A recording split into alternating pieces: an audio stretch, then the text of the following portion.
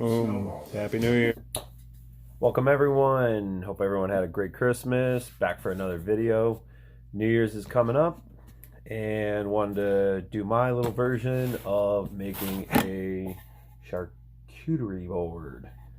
This was actually a leftover scrap that I had from making, if everybody remembers, the sign for my buddy, Mason George Motorcycles, and end up farting around with it and thought I made a cool little board for it.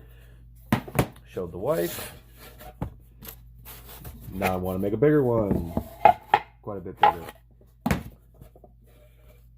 You guys may remember this piece from the router sled project I did, and it had a purpose. Its purpose is here. I'm going to start going through. It's flattened, as you can see now, from the other router sled one. I just did the one side. Now I have it flattened up both sides. Pretty close. Didn't bother sanding it yet. I'm going to wait till I get it in shape.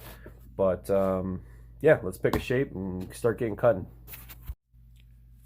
Alright, for the initial part, picking out the shape. Honestly, this shape I just picked because it kind of was what I had left with the scrap. So I kind of just rounded off the edges. I put a chamfer kind of going around both sides. Makes it easy so you can pick it up.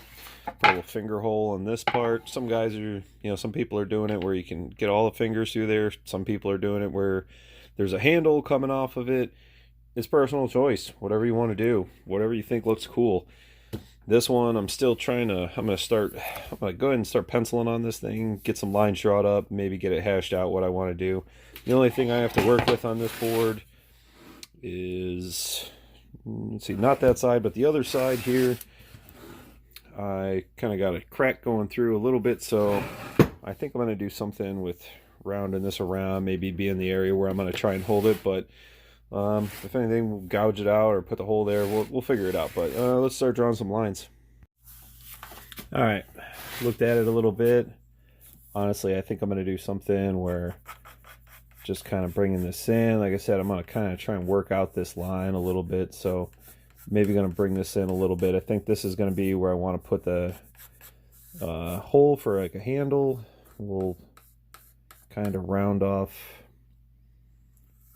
this section here. I'll get that a little more hammered out later, but then here, I mean, honestly, you could make these way more shapely. Myself, I kind of want the most surface area, depending on, this one might be actually bigger for doing some like meats and cheeses, for entertaining some people, and while this one would be great for if it's just me and my wife and maybe a couple friends, a couple of this will be a lot better for New Year's party that we're gonna have. So alright, I'm going to go with something like this is what I'm thinking for right now. Maybe when I start hacking into it, maybe I'll change it. If you guys got a bandsaw, by all means use that. That would be the quickest and easiest way to trim off this excess and do that. I'm going to be just going with my jigsaw. Especially with this hard wood, set it up where, like on mine particular one, where it's the least aggressive cut. So it's just not really trying to hack into it, and it just can cut a nice controlled clean line. If you guys also can every once in a while, I'm sure a lot of you got a T-square. Check, make sure you guys are cutting a good 90-degree cut, cutting it straight up and down. Give your equipment a check. I forget to do it a lot, and then sometimes you get some bad results, so check your stuff.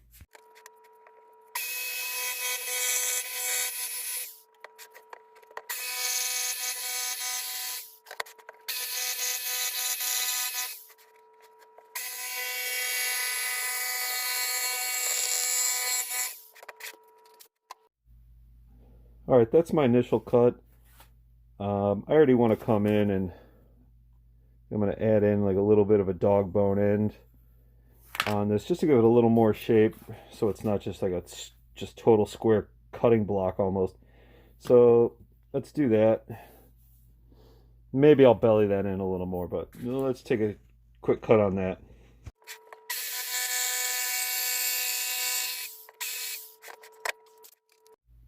Starting to shape up. I just did a little preliminary marking of how I want to put like the little hole for my hand in here. Busted out the little drill press. It's a nice little 1 1/8" Diablo bit. I'm gonna run that through here and here. Then I'll just jigsaw through and cut that whatever excess is still left in there.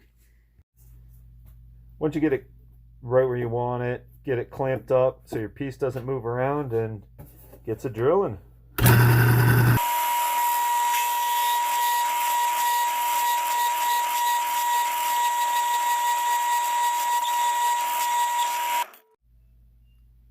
Got the 2 holes cut. Technically I could have done a third, but I'm gonna hog this through, cut this through with the jigsaw anyways. So we'll go ahead and do that, and then we're getting really close. Handles open up all the way. Now next thing I'm gonna do is I'm going to take the chamfer bit on my router, run that around, the way I do it, I put a smaller chamfer on the top and kind of a bigger chamfer on the top, on the bottom. The smaller one, it's just to kind of round it over, give it a nice look. I don't like doing a round, like total round over, because then it just looks like a chopping block to me. And then the deeper chamfer on the bottom, so you can get your fingers under there, get it up off the table, and be able to pick it up real easy. Took the 1/2" collet out from the router sled project we were doing in the previous video. Now I got the 1/4" in here, got this chamfer bit, 5/8 chamfer. So yeah, let's get that set up to put on the piece, and I'm gonna see what depth we want to put it at, and we'll get her done.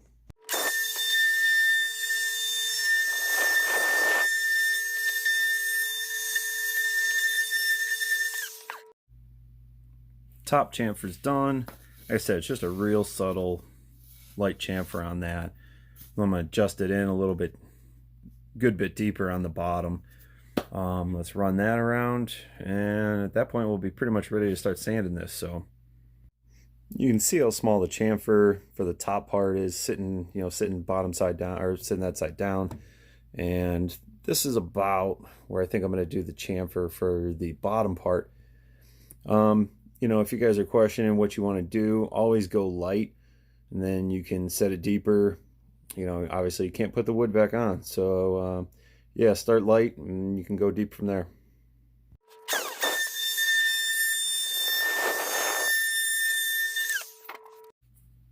Boom. All right, that's what it looks like with the bottom chamfer. The top chamfer, got it ran around. Next step up, everyone's favorite, sand this puppy down to fine as I want it. And the last one I did, I ended up doing all the way down to 400 grit. Get this top real smooth, and then next up on the block, literally be butcher block. But actually, I've been having good luck starting off with cutting board oil for the initial seasoning, getting it set up, and then some people like the little more waxy look. You can top it off with this conditioner, gives it some beeswax, gets a little more, something substantial to it. Also, it's a little bit coats the top a little more. So if you're putting something on here that maybe stains, maybe you're doing like a cheese or something with like blueberries or something like that, something that could really penetrate, it'll kind of stop it from getting into the wood. Don't have a lot of the in-between grits, but these are the ones we're going to go with. I'm going to start off with a 120, step up to a 220, to a 320, and then I've been having pretty good luck with these sanding mesh nets. That's a 400. So we'll go from, like I said, 120, 220, 320, 400. At that point, it's going to be glass, and we're going to oil her up.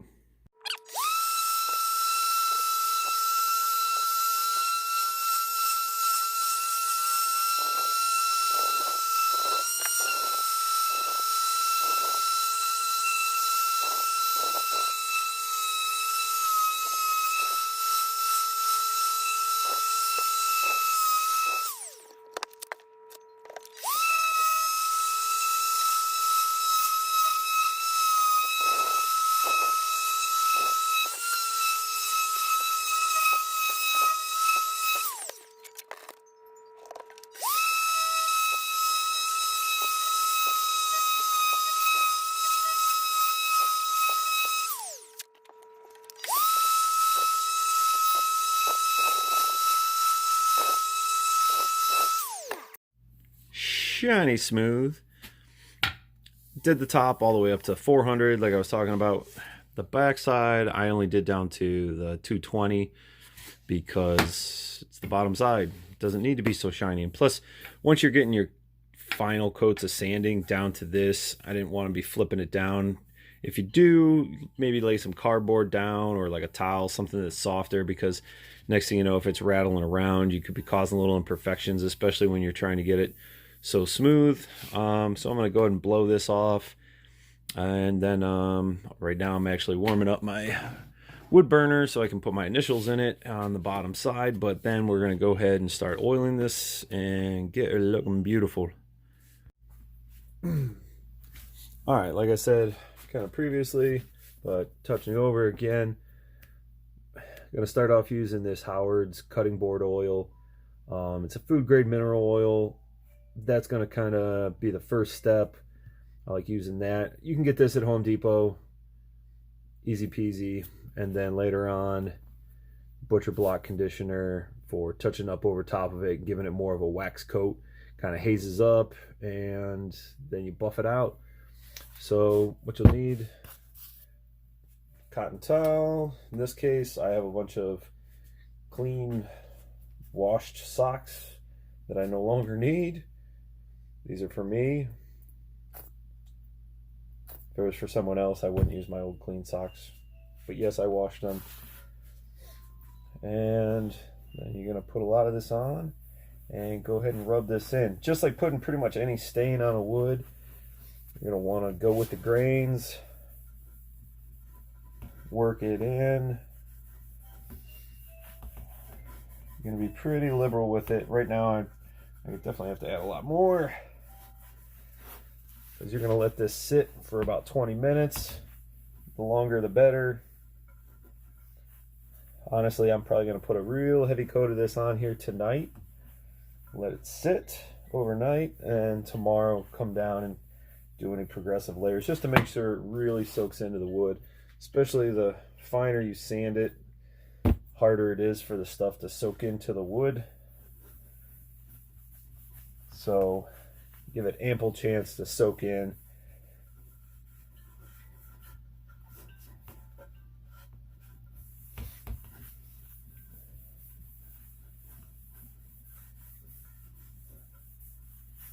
All right, I'm going to add some more to that, but do a little bit more on the back side. And underneath mine, when I'm working on my piece, I got a piece of cardboard laid down right now in case any runoff. If you got a real nice workbench, I'm not saying I do, if you have a real nice workbench, you don't want it getting into the top of it. And then anything else you'll have, you might have oil, residual oil left over, and you don't need it marring up your finish if you're working on a different piece. So not every project's going to be a cutting board.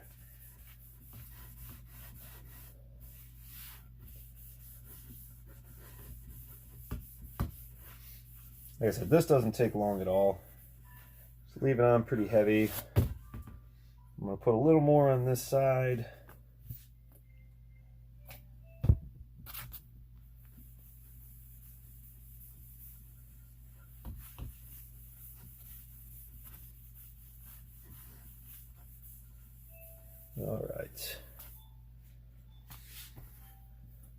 All right, like I said, I'm probably going to let that sit overnight. It's almost midnight right now. Come back tomorrow and probably do another additional layer, and we'll go from there. And this has been sitting for about 24 hours now. Gonna go ahead and wipe off any excess. It's just got a little bit, but she is glossy. Gonna wipe off any of the excess with a clean cotton towel, keep all the lint off of it, and then I'm going to go ahead and put, this is actually coat number 2 already, I'm going to go ahead and put one more coat on, and then I might put one final little coat of the wax over top of it, and that's going to be it. And that's both the boards wiped down, so it's got all the actual cutting board oil, the actual mineral oil, I got that all wiped down, dried. So for the last thing, I'm actually going to hit it with some of this actual butcher block conditioner. You know, it's got beeswax, the actual carnauba wax, gets a little coat of the wax too, so you know, anything we sit on there and serve, it's not going to let anything actually soak into the actual wood and stain it right away. So I'm going to go ahead and apply that and let it haze up, and then we'll see where it goes from there.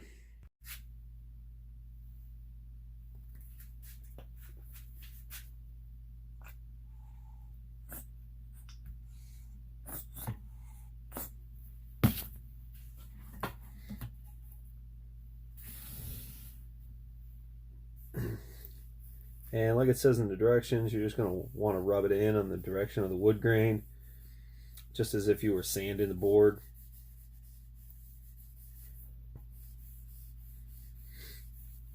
Rubbing this in, you know, you're going to want to leave a little on there, give it a chance to soak in.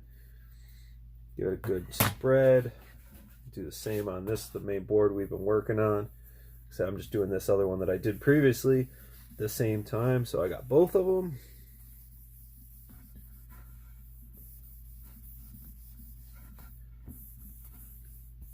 Nice. Put a little more on that one.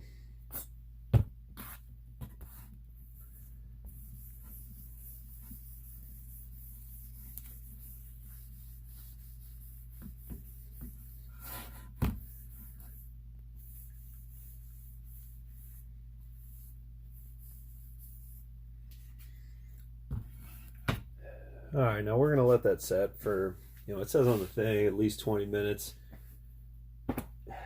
It's already 11:30 at night.